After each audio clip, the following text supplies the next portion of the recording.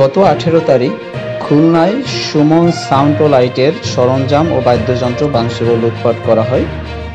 তারই প্রতিবাদে Barishal sound oh light কর্মচারীবৃন্দ মানববন্ধনের আয়োজন করে। বরিশাল সাউন্ড ও লাইট ব্যবসায়ীদের নেতৃবৃন্দ বেশ আক্ষেপ করে বলেন, আমরা আপনাদেরকে বিভিন্ন সাংস্কৃতিক অনুষ্ঠানে সাউন্ড সিস্টেম ও লাইটিং দিয়ে আনন্দিত করে থাকি, অথচ আপনারাই আমাদের সাউন্ড সিস্টেম ও লাইটগুলো ভেঙে চুরমার করে দিলেন।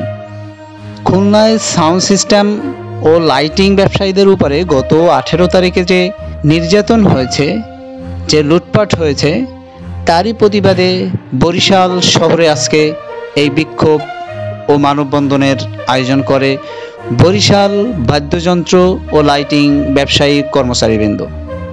গত 18 তারিখে আমাদের খুলনার সুমন সাউন্ড, যেটা কিনা দক্ষিণাঞ্চলের খুবই বড় একটি সাউন্ড কোম্পানি, তো সেই সাউন্ড কোম্পানির যত মালামাল ছিল এবং বাদ্যযন্ত্র ছিল আমাদের শিল্পী কলা কুশলীদের, তাদের সকল বাদ্যযন্ত্র এবং সকল ইনস্ট্রুমেন্ট সেই অনুষ্ঠানে কিছু বিশৃঙ্খলাকারী দুষ্কৃতিকারী মানুষ আগুন দিয়ে জ্বালিয়ে পুড়িয়ে একদম ছাড়খাড় করে দিয়েছে।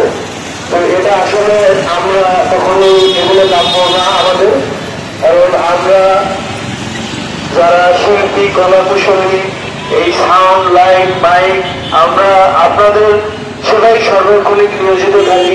তো সেখানে যদি আমাদেরই নিরাপত্তার নিশ্চয়তা আমরা না পাই, তাহলে এটা আমাদের জন্য খুবই দুর্ভাগ্যজনক এবং এটা আমাদের জন্য ভীতিকর।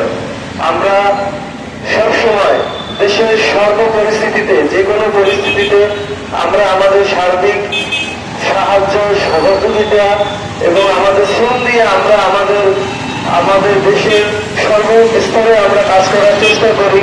সেটা হোক মাহফিল, সেটা হোক কোনো বিনোদন বা কোনো আলোচনা সভা বা আজকের এই মানববন্ধন। তো সর্বক্ষেত্রে আমাদের সাউন্ড লাইট মাইক এবং আমাদের শিল্পী কলা কুশলী যারা আছি, আমরা সর্বোত্তমভাবে চেষ্টা করি আমরা জনগণের পাশে থেকে আমাদের যতটুকু সেবা দেওয়ার সেটা চেষ্টা করি। এবং আমাদের এই যে যতগুলো লাইভ সাউন্ড খুলে আজকে জ্বালিয়ে পুড়িয়ে দেওয়া হয়েছে এবং আমাদের শিল্পীদের আবেগ, গিটার, কিবোর্ড, ড্রামস থেকে শুরু করে ওই স্টেজে যত ধরনের বাদ্যযন্ত্র ছিল, এগুলো আমাদের খুবই আবেগের জায়গা। এই একদম প্রায় 1 থেকে 1.5 কোটি টাকার মালামাল যা আগুনে পুড়িয়ে ছাড়খাড় করে দেওয়া হয়েছে, যেটা একটি মানুষের একদিনের উপার্জন করা বা জোগাড় করা সম্ভব নয়। তো আজকে দেশের এই পরিস্থিতিতে আমরা আসলে উদ্বিগ্ন যে আমরা নেক্সট কোন অনুষ্ঠানে গেলে যে এরকম হবে না, আসলে কে দেবে আমাদেরকে।